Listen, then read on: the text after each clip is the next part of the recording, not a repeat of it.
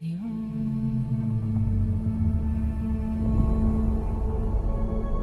planet Arrakis is so beautiful when the sun is low. Rolling over the sands, you can see spice in the air. The outsiders ravage our lands in front of our eyes.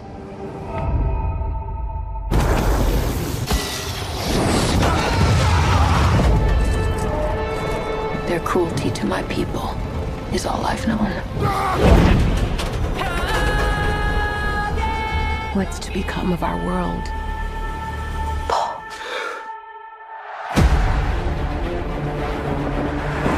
A boy. Hey, Duncan, can I trust you with something? Yes, always. You know that. I've been having dreams about a girl on Arrakis. I don't know what it means. Dreams make good stories. But everything important happens when we're awake. Hey, you. Put on some muscle? I did? No.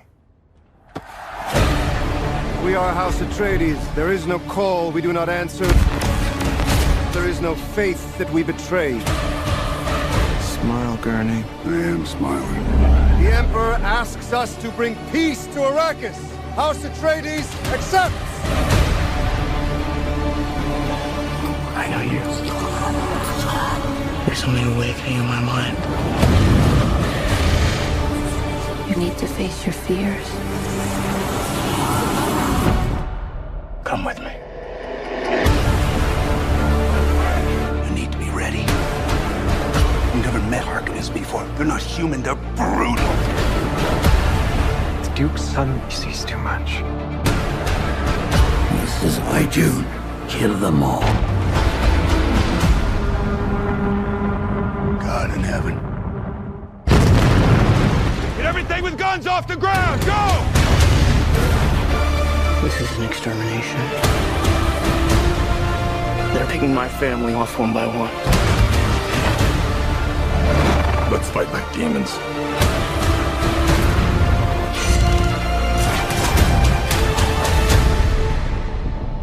Dad, what if I'm not the future of House Atreides? A great man doesn't seek to lead. He's called to it. But if your answer is no, you'll still be the only thing I ever needed you to be.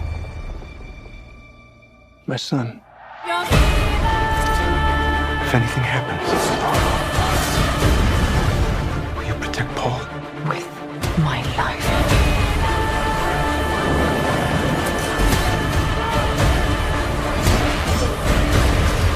Only together can we stand a chance.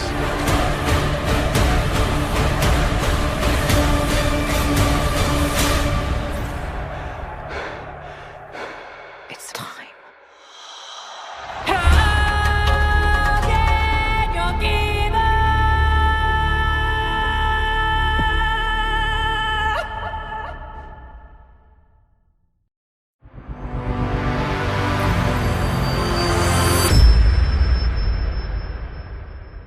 Welcome back to Geek Channel 8. I'm Eric. I'm Rosie. And I'm Johanna. And today we finish our sandworm cinema exploration cycle. Sandworm cinema cycle. The sandworm cinema. I was thinking more extravaganza, but that's just me. Well, we'll talk about how extravagant this film is. We're going to be talking about Dune 2021. The latest incarnation of Dune on the big screen by Denis Villeneuve. Is that how you say his name? Denis Villeneuve. Whenever anything is French, we go to Johanna on that. That's right. Oh, as if. Well, you can speak it better than the two of us. So yeah. So since the last time I saw you, I actually took my son to Montreal to practice his French. And I went around telling people, je parle un peu français. And then Finn would go off on like a whole paragraph about how he speaks better and more French than I do. So it was delightful. Anyway. Maybe we'll have him in as a translator at some point. But right now, he needs to be satisfied with Ask a 12-Year-Old Boy, which we're going to do for this one. All right. Excellent. But before we get into that, I got something on my mind I haven't been watching a lot of movies lately. I've been busy. So I've been watching YouTube videos, which this is what really bothers me because I'm becoming the person that annoys me, which is people who don't go to the cinema anymore and just watch YouTube for hours and hours. But that has been me mainly because I can multitask while doing it. And I don't think people would be too happy about me showing up at the theater with my laptop. And so, not to mention, it would be disrespectful to the film, whereas I don't care on YouTube. But this has led me down some rabbit holes that are really driving me nuts. And I didn't formulate how I was going to say this, so I apologize if it comes out a little bit crazy, but I went looking for other nerd reviewers who I'm a fan of. I was specifically looking for Lindsay Ellis. And I know I'm a little late to the party because she's been gone from YouTube for a while now. I didn't know that because I hadn't gone specifically looking for one of her videos in a while, but she's been gone since December. And the story behind that gets into this whole cancel culture thing that is really pissing me off. So at one point in time, what I call the nerdosphere, us type of people who are on here talking about these kind of things, kind of the king geek on YouTube was the angry video game nerd.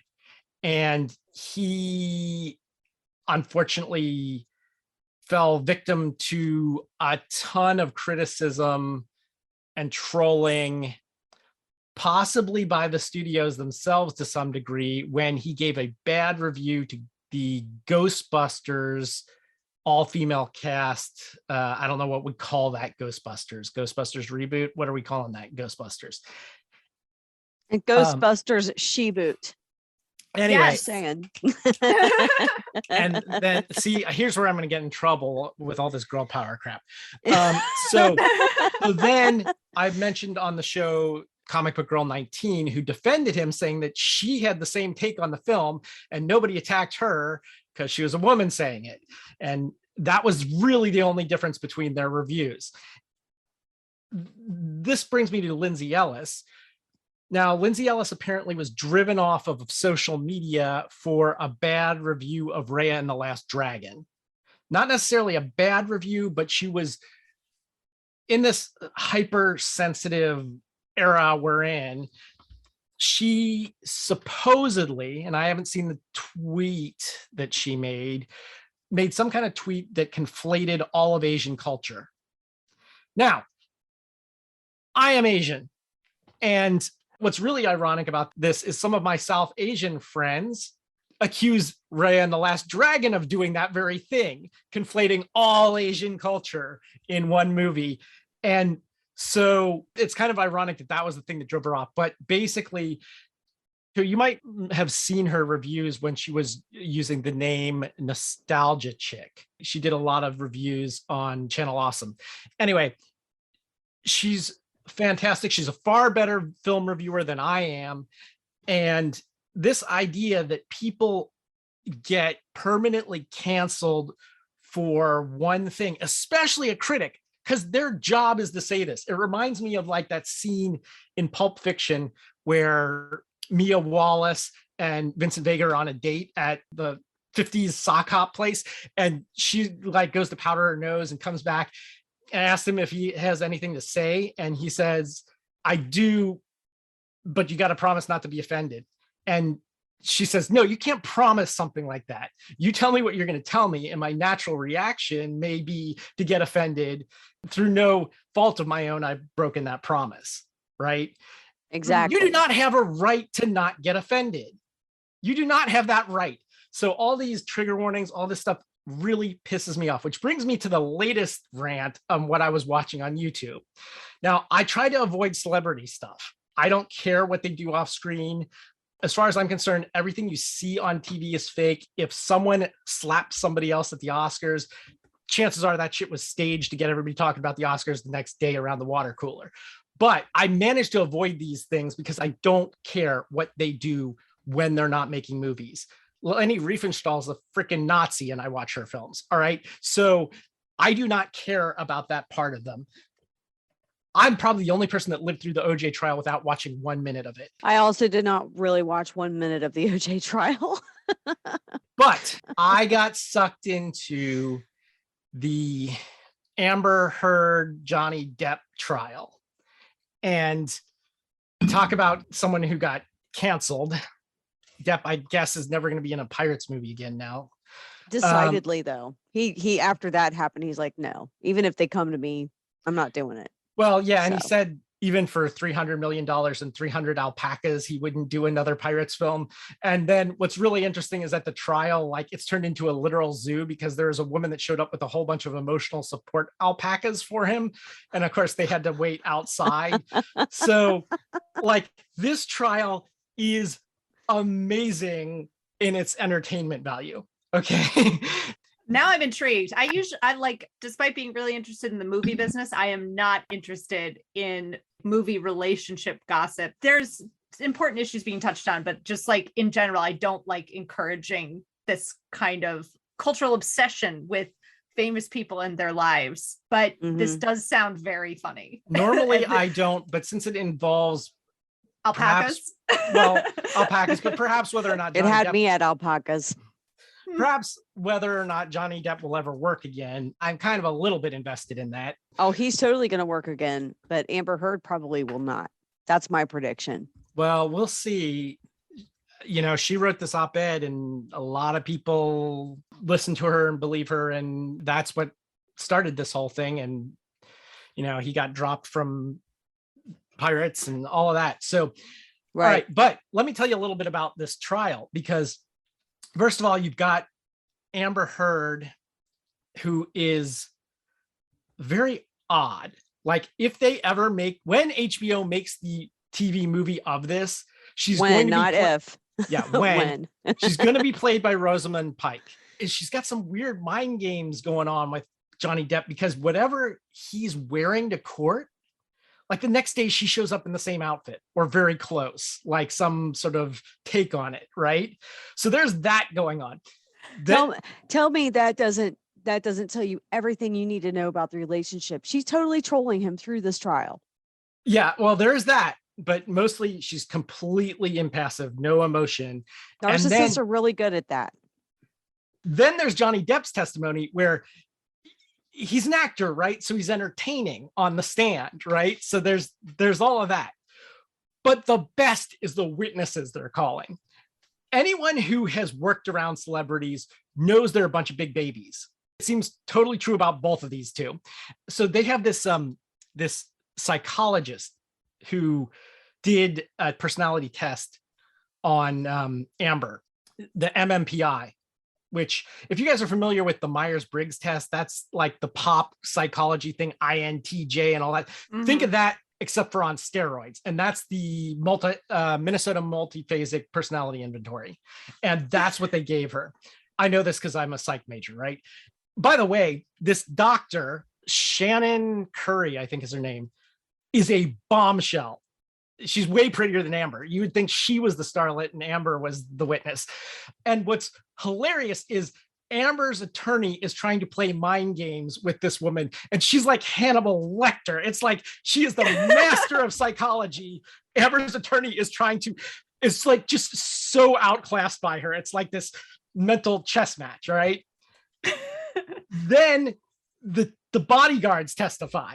And so Amber at some point throws all of Johnny Depp's shit out the window. And then the bodyguards, their job, like you would think their primary job is guarding that celebrity's body, you know, like literally saving them from crazed stalkers. No, it's like cleaning up their fucking messes, right? And like this guy, Amber's bodyguard, like is like, oh crap, that included Johnny's cell phone. We got to go retrieve the cell phone. So he goes to retrieve the cell phone. Meanwhile, some homeless guy comes along, finds the cell phone, and like takes off with this and some of Johnny Depp's stuff. They later find this homeless guy on Skid Row and they offer him a bunch of tacos and some money for the cell phone back. All right. I'll do anything for tacos and money. Yeah. Okay.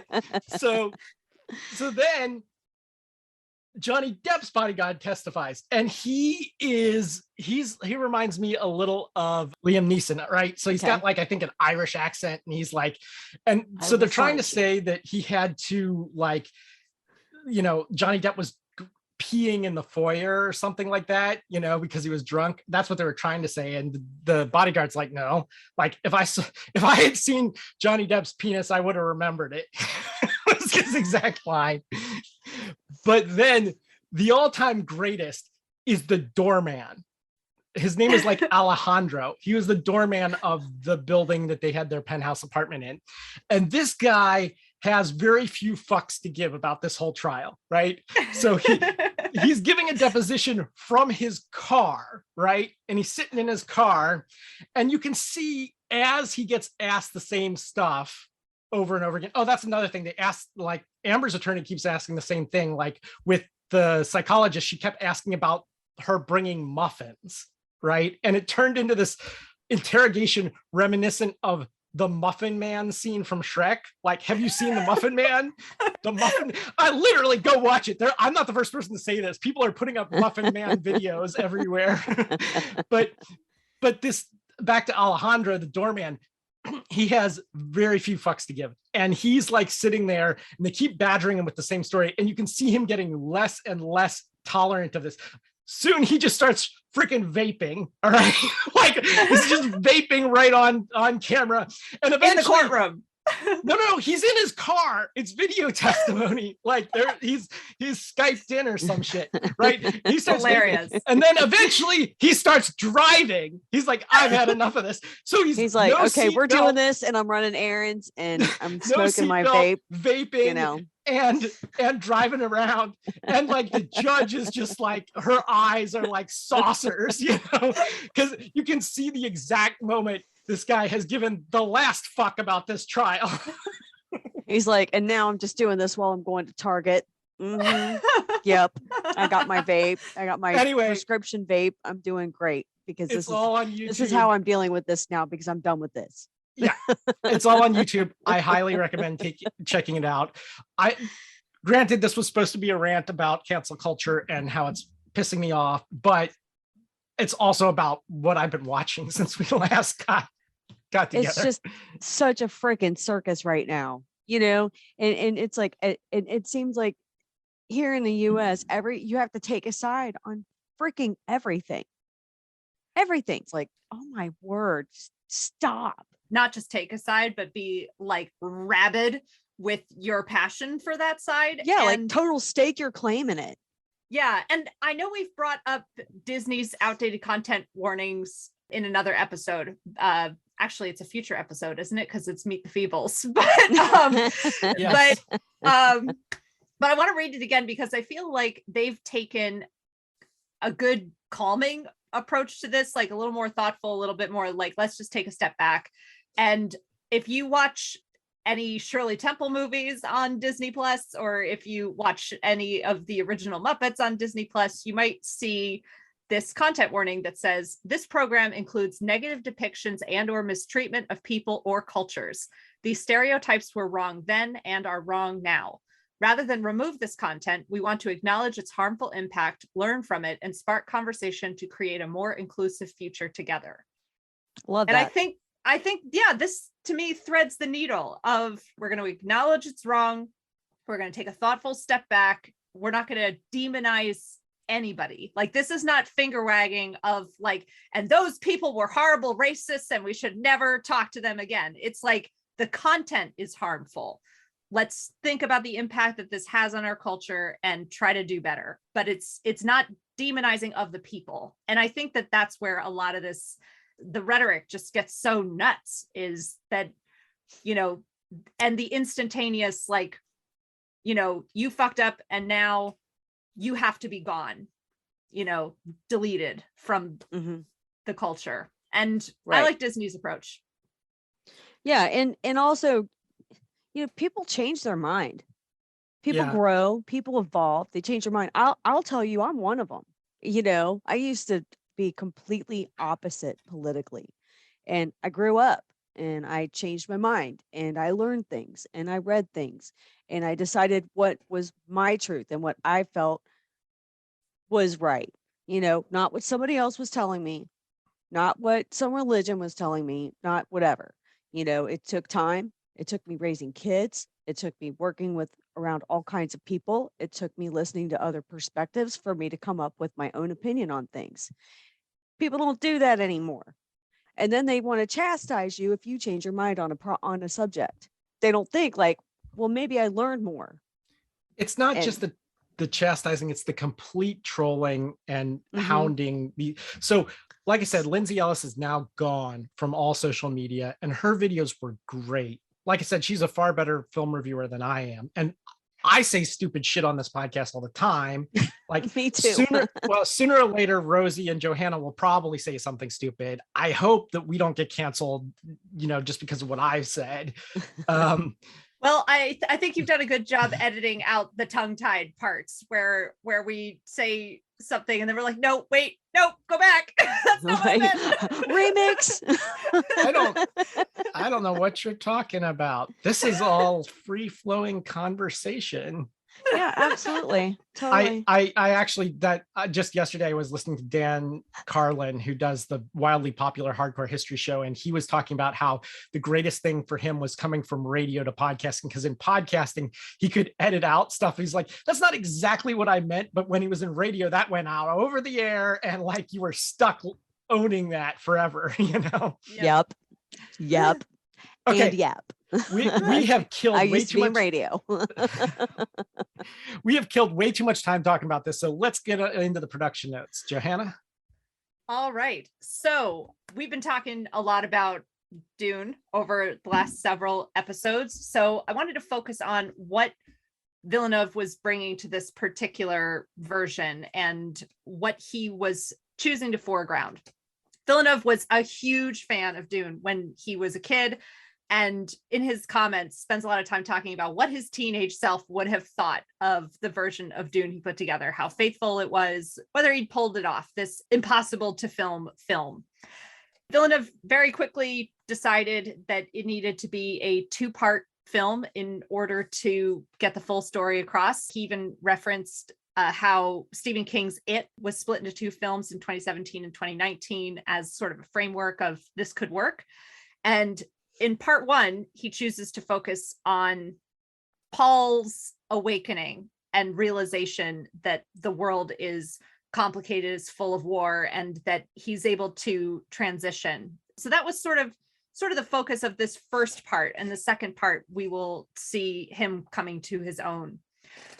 Some of the really interesting decisions that he made early on was also to try to balance the gender voices in the film more. For instance, the character who is a Fremen guide on the planet was originally a male character and was recast as a Black woman in this film to give greater diversity and a little bit more equal weight in terms of the gender representation of the main characters.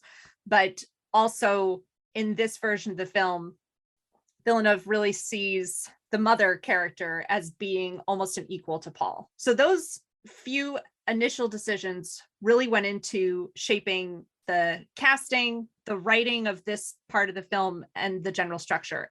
We'll get into whether he pulled it off later in our comments. What I wanted to also focus on, though, is the production design. At the Oscars this year, Dune basically swept all of the technical categories. It won Best Sound, Best Film Editing, Best Cinematography, Best Production Design, Best Visual Effects, and it was also nominated for Best Cinematography, Costume Design, also nominated for Best Picture, did not walk away with it. It really, really wowed in terms of the technical side.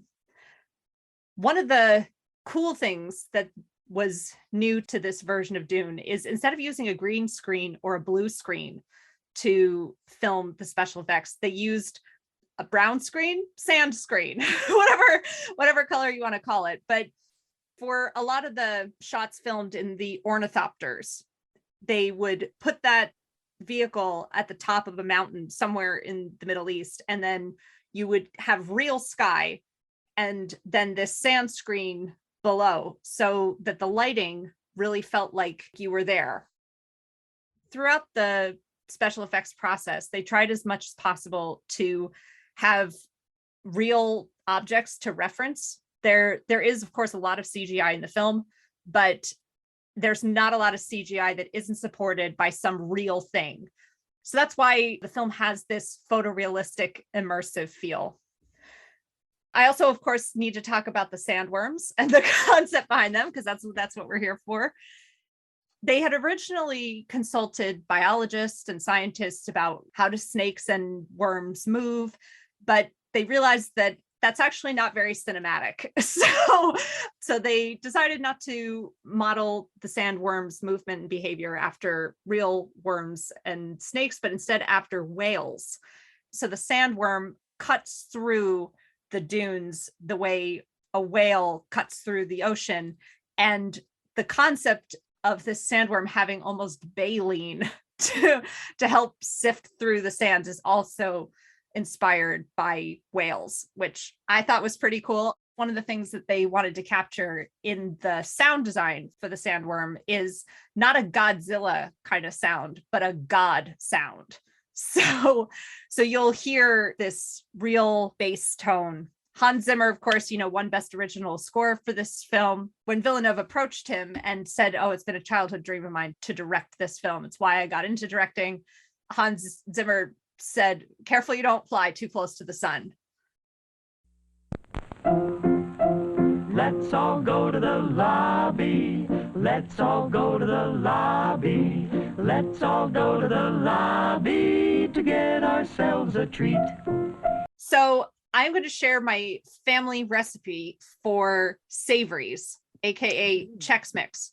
But I like my Chex Mix very, very spicy. And it's kind of the perfect, salty, dry, deserty kind of food. Like, it tastes like what I imagine the sands of Arrakis taste like. Yum. And it's it's very, very spicy. Not in like a hot way, in like a spice way. But you take the recipe that's on the box for Chex Mix. You can sub out pretzels. I don't like pretzels, so I put in goldfish instead. You can, look at the mixed nuts and decide, oh, I don't like peanuts, and just only do cashews. So the substances can change. I really highly recommend bagel chips. Bagel chips should be a prominent feature of your Chex Mix. And you should also consult your family about whether they like wheat Chex or not. I like them, but the wheat Chex burn more easily in the oven. So if you don't have people who love them, can simplify your recipe. But the key thing is the recipe calls for something like 2 tablespoons of Worcestershire. I recommend a quarter cup of Worcestershire. I endorse this recipe. Yes. So a quarter cup of Worcestershire, and instead of, a couple tablespoons of chili powder, just keep pouring, just keep going and going. Probably also like at least a quarter cup of chili powder. And I also add A1 sauce. You can add, like a good slurp of A1, a little bit of Frank's Red Hot, paprika. If you have smoked paprika, even better. But the consistency of your Chex Mix should be wet. It should be like goopy, wet, like cereal that has been sitting in milk for a few minutes, goopy, wet.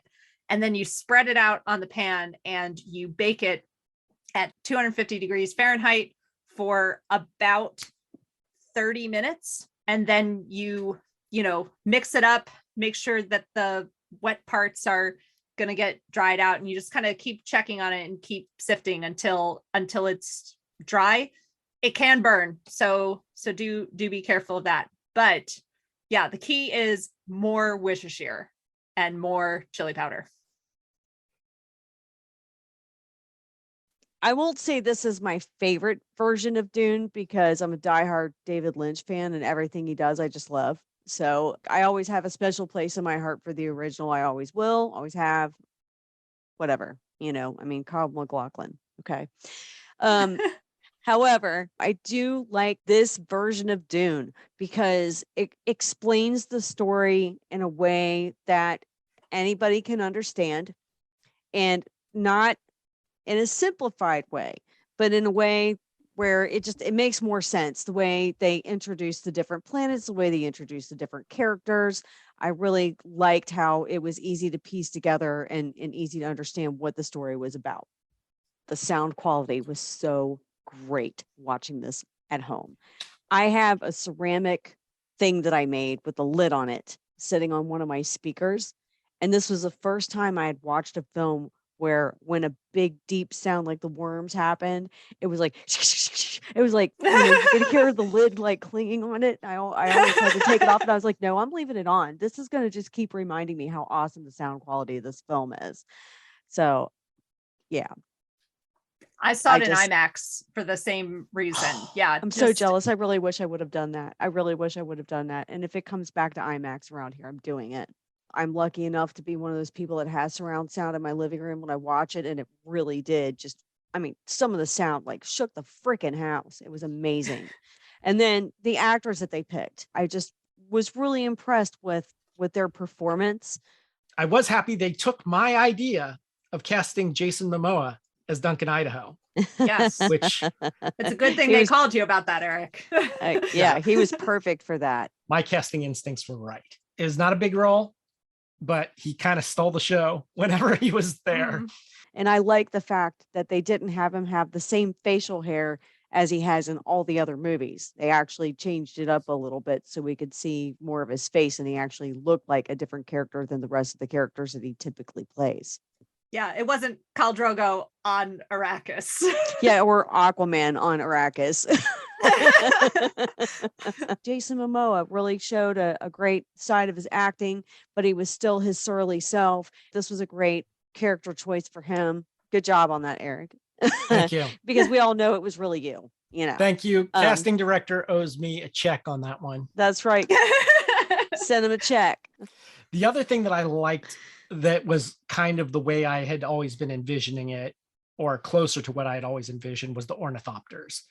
Because none of the previous versions we've seen of this had them actually flapping, which is implied by the name, So something that is bird-like and helicopter-like. In one place, I don't remember where it was, if this was in someone's notes or if this was actually in the book.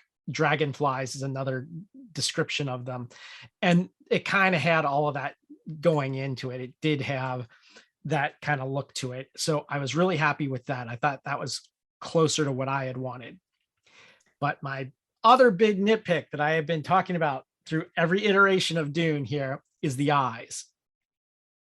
After 2 movies of complaining about the eyes being too bright blue, this one was too subtle.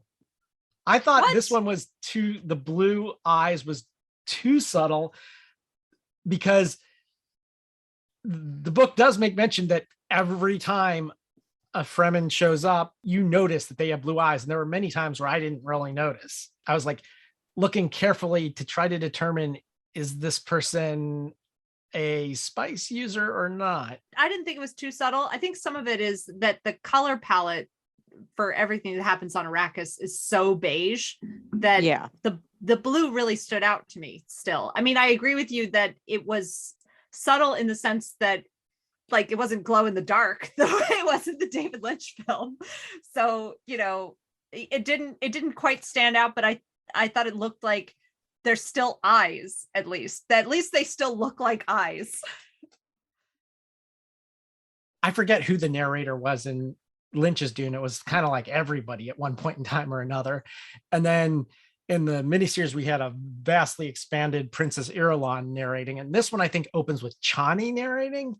Yeah. And so I'm like, okay, considering she isn't even mentioned or we know nothing about her until like halfway through the novel, I thought, okay, this is interesting. There are a lot of choices here that I found interesting. And I'm not saying that's good or bad, but the costumes were all very believable. Beam weapons was something that I hadn't seen in, I didn't really picture that much in Dune, but then explosives as well were being used from the very beginning battle scenes. And explosives are very problematic on Arrakis, considering even shields supposedly will draw sandworms to you. there are some things that this film changes from the book that I think are okay or even pretty good. For example, I'm normally not a fan of race and gender swapping characters for no good reason or just to be inclusive, but they did it with Dr. Liet Kynes in this. Yeah. And that's the perfect character to do it with, because there's no reason why that character needs to be of a certain race or gender. Kynes is kind of the voice of Herbert in the novel, and his death scene is just this very long thought monologue. It's kind of the voice of the author telling you all this stuff. I think Kynes' death in this film was much more well done, especially for a movie. But there's a lot of stuff that I guess the writers and directors are left to fill in because Herbert just didn't address it. Like, what I really want to know, and I'm sure they explain this in some later offshoot, or they will explain it sooner or later. Like, okay, Arrakis is in its own star system. None of the other planets are in the star system, right? And spice is only found on Arrakis. And spice is necessary for interstellar travel. How the hell did they get to Arrakis to begin with? Very, very slowly, I guess. Like, if you don't have faster than light travel and you're going interstellar distances, you're talking, unless you do some sort of colony ship through multi-generations, I don't get it. Like, well, hang on. I mean, they keep reiterating that it's what makes interstellar space travel possible. But, you know, possible, I think, has kind of a broad, I mean, like, we would say that it's not possible to get from New Hampshire to Boston without a car. You can't walk there. Like, we would say having a car makes it possible to travel between cities. That's not true. Like, we had carriages, like, we could walk, we have bicycles, like, there are other options, but realistically it's possible because we have a car. So I don't see the problem. Interstellar distances, if you can't go the speed of light, like, Trek solves this by warping. You know, you can warp space. That's kind of what they imply in some of the other Dune adaptations here, is that that's what the Spacing Guild uses the spice to do, right? To warp space and time.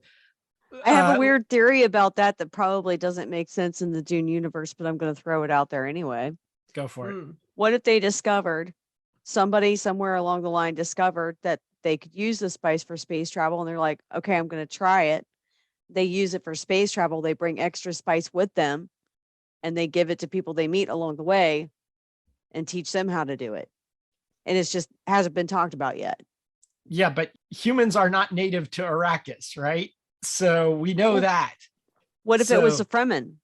Yeah. What if it was the Fremen are not native to Arrakis. They are descendants of the first humans that came to Arrakis. Well, then how did the Fremen get there?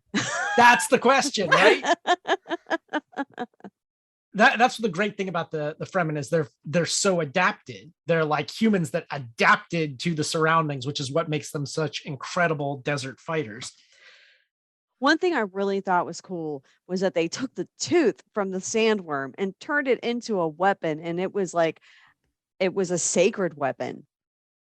I also like the approach in the film where it was one of those things where Leto was like, no, we're going to make friends with these people and let them know we're cool and we're looking out for them. We're not here to, pillage their planet. Like, we want to have a truce with them. We want to have a relationship with them, which later benefited his family.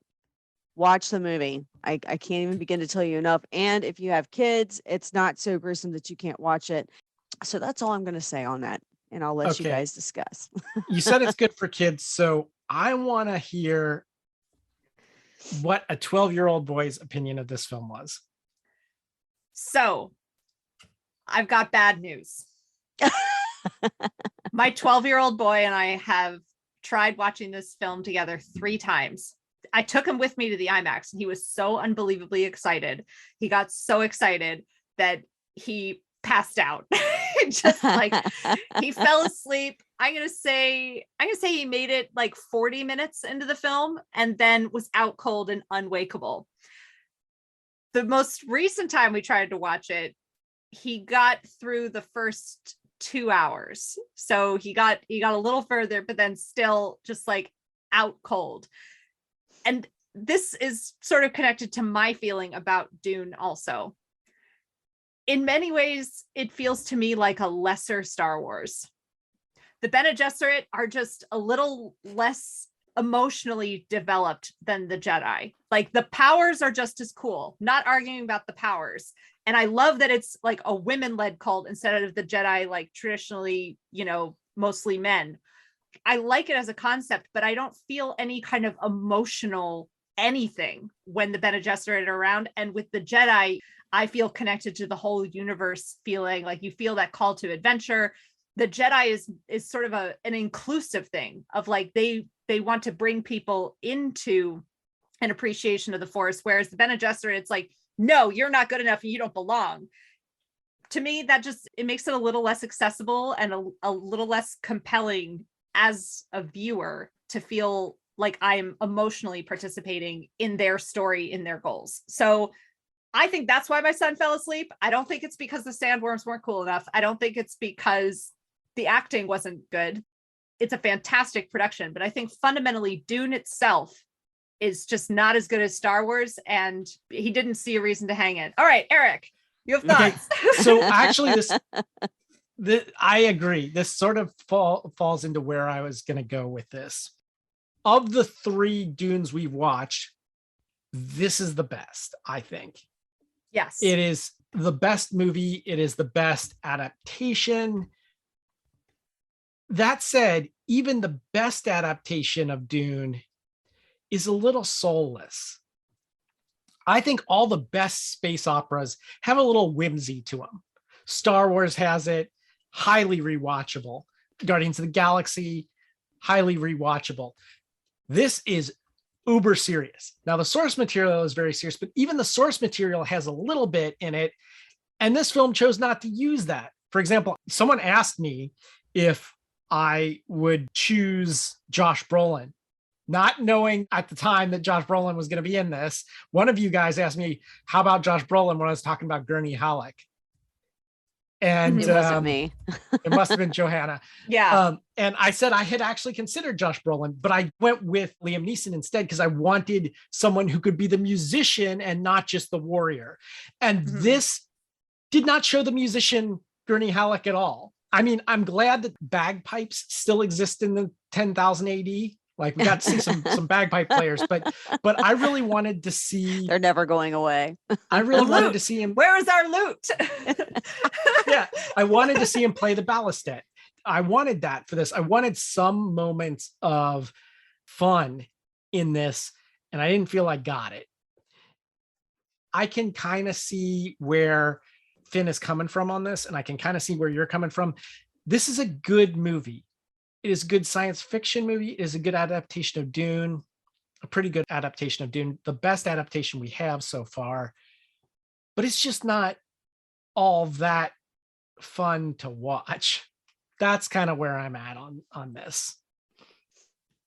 Yeah, I like being in the world they created. And when I saw it in IMAX, I sort of walked away feeling like, oh, that's right, I don't care about this story. Because I read the book when I was a teenager, because at the time it was like more sci-fi is always good.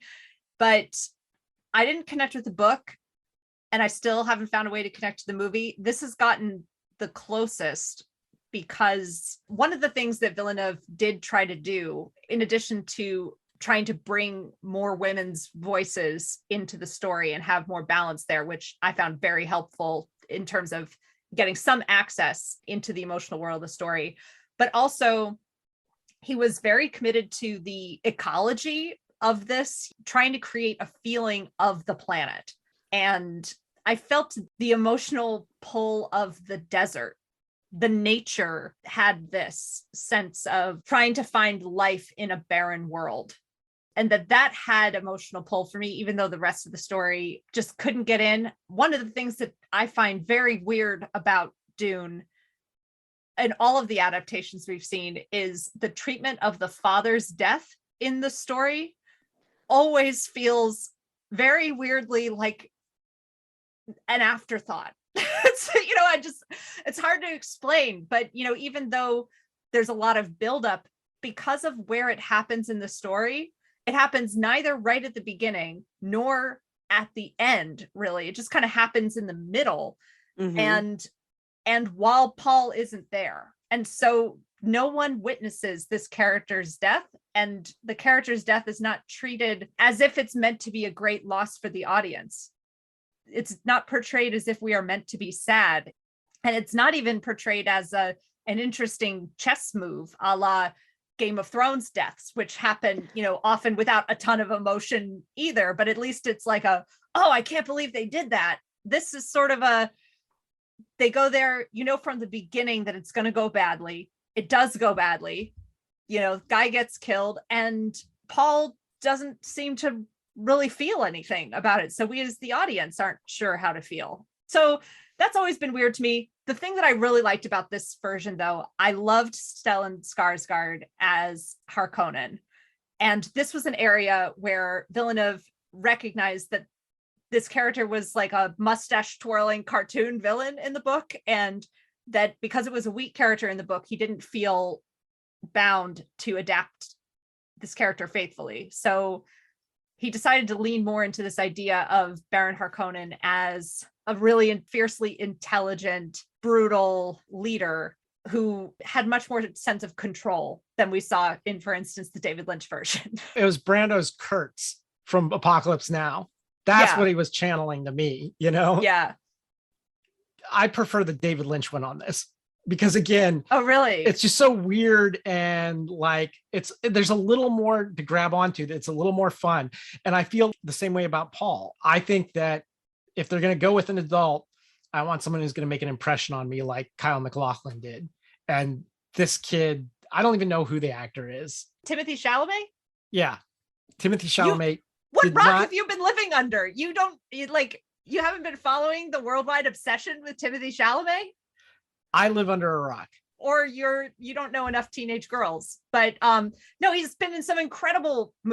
So most recently in Wes Anderson's The French Dispatch, he has Which a I fun, did not see. Fun character in that one. He is the romantic interest in Little Women, another fantastic adaptation. Okay. And he was in Call Me by Your Name, which is another just like beautifully fantastic film. Anyway, Timothy Chalamet, he's been doing his work. I saw both of those, but you know how I'm with names. I can never remember a name from time to time. Anyway, Timothy Chalamet did not make an impression on me like Kyle MacLachlan did. There is something about Kyle MacLachlan where he's got that quality that he's going to be this great leader. And I don't get that from Timothy Chalamet.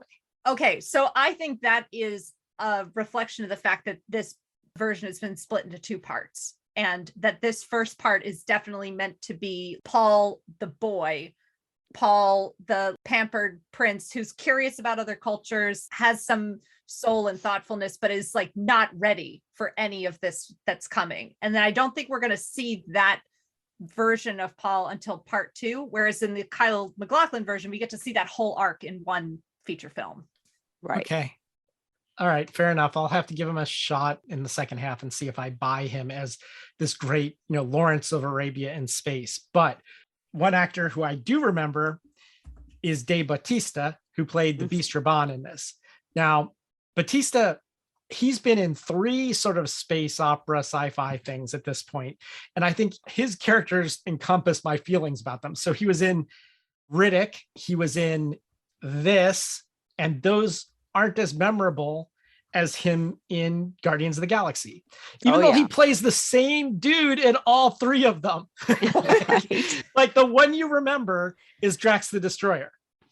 They're all pretty much the same guy. Maybe he's a little bit more emotionless in Dune, and doesn't have this revenge plot that he does. But in all of them, he's just basically a heavy. That's what he's there to be.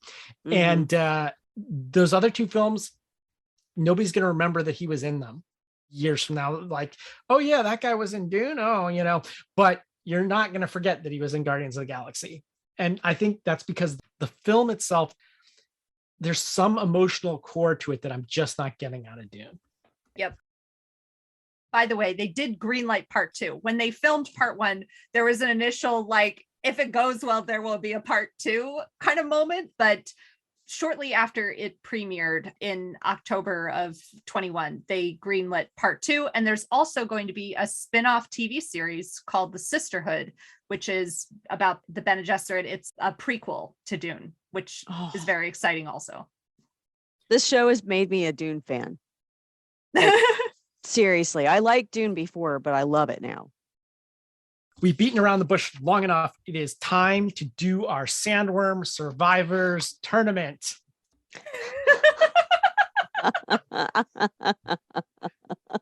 Because there were not enough sandworms in what we've watched, I had to add 2 wild cards to our tournament of sandworms. So there are 2 movies in here that you guys are familiar with that have slightly sandy, slightly wormy things in them that are going to join us as wild card teams along with what we've already seen.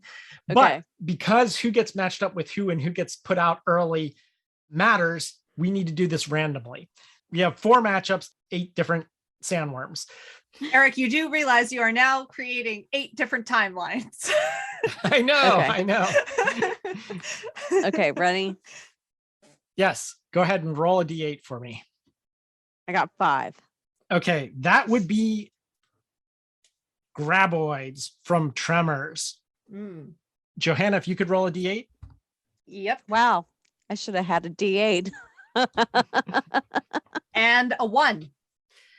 That would be the Starship Troopers, Klendathu sandworm, aka the brain bug. So we have graboids versus brain bug. Which do you think comes out on top? So I want you to take into account the effects, what they had to work with, when it was made, how scary it is, how sandy and wormy it is, as we said before. Johanna, who wins, graboid versus brain bug? I have to say graboids. Graboids are the fiercer foe. Rosie? I'm going to go with Johanna on that one. I also agree. So we knock the brain bug out early and graboids will go on to round 2. Johanna, if you could roll a D6. It's a 6. Okay. This is one of our wild card teams. The Sarlacc of Tatooine from Return of the Jedi. Yes. Okay. And then Rosie, if you could roll a D6. I got a 1. That would be the Iraqian sandworms of David Lynch's Dune, 1984. Ooh. So you start us off this time, Rosie. Sarlacc versus Lynch's sandworm. Which one comes out on top? The Sarlacc, because I don't think you could ride a Sarlacc. Well, see, that's why I'm going to pick the Iraqian worms, is that they're mobile. The Sarlacc moves very slowly. It's a sit and wait sandworm. That means it's up to me to decide. And because of the wall of sandworm that you pointed out when we were talking about Dune 84, I'm going to go with the sandworm from Lynch's Dune 84, which, by the way, I learned that they had to do practically, and because they did it with miniatures, the sand had to be miniature.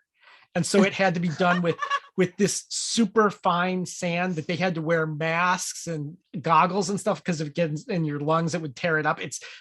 That's hilarious. Yeah. Lynchian sandworms advance to the next round.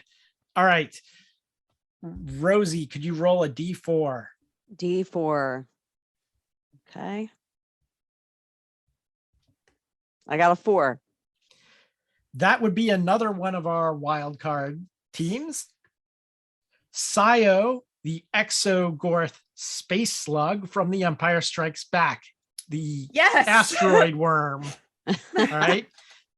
Johanna, could you roll a D4? Yes. A 4. You need to re-roll. Oh, that's right. No, 3. Okay, that would be the 2021 Iraqian sandworm from this Dune. So Dune 2021 sandworms versus Sio, the Exogorth space slug from The Empire Strikes Back. That's an interesting one because they are both huge and on barren planets. I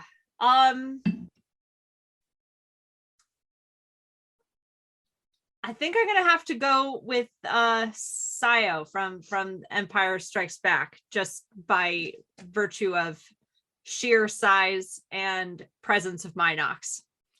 Okay, I am going against it for that very reason, because it's so big that if it can swallow the whole Millennium Falcon and you're inside and you don't even know you're inside of it, and you could just like find your way back out, that's not as scary to me as the Dune worms that have all giant, teeth.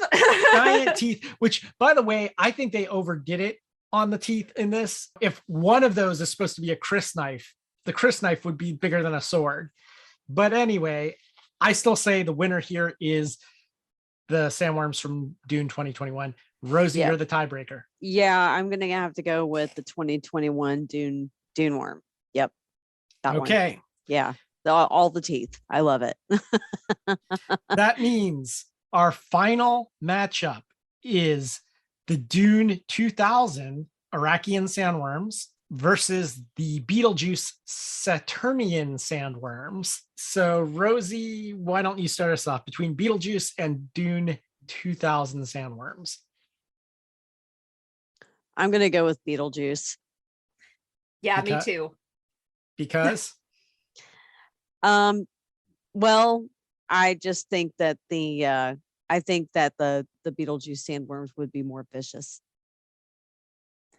Beetlejuice sandworms gave me nightmares, like legit nightmares as a child, and that counts for a lot.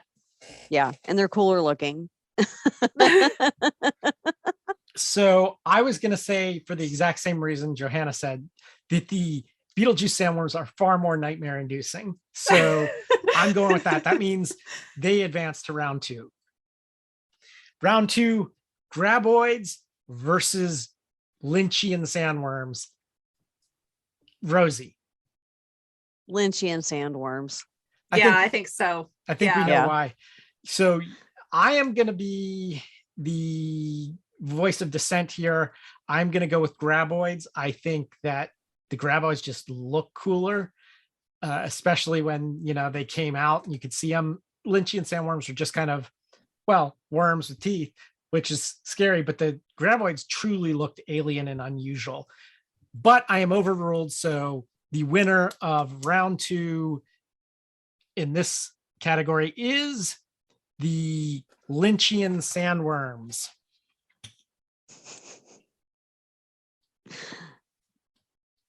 Lynch wins again. Dune 2021 sandworms versus Beetlejuice sandworms. Johanna. Still Beetlejuice. The baleen in the 2021 worms I find, awe-inspiring but not terrifying. The mouth inside the mouth thing still is all right. So it doesn't matter what I say, but I would go with Beetlejuice also. So I'm going with Beetlejuice. Beetlejuice sandworms. Beetlejuice. Yes. All right. So for the final showdown, Johanna, David Lynch sandworms versus Beetlejuice sandworms. I think Beetlejuice. I think those are our sandworms. They are the sandworm. Yeah, the Beetlejuice sandworms, definitely. There we have it. The winner of our Sandworm Survivors tournament, the Saturnian sandworms of Beetlejuice. I'm just really glad that we approached this series. It was a lot of fun. You don't realize how much of a recurring theme shows up in different movies until you really take a hard look at it. And this was just, it was a lot of fun. I loved it. Thank you. Thank you for doing this. I was also happy to revisit Dune because even though ultimately came down on the side of not as good as Star Wars, it did grow on me after watching several adaptations. And I now feel like I appreciate the 2021 version more than I did when I first saw it. And I'm excited for part 2. We would love to hear from you. You can email us at GC8podcast. That's letter G, letter C, number 8 podcast at gmail.com. Like, subscribe, give us a good review wherever you can. We're really looking to get our message out there. We will see you soon with another series, probably not based around anything like a sandworm. So wait and see. Until next time, this is Eric. This is Rosie. This is Johanna. Signing off.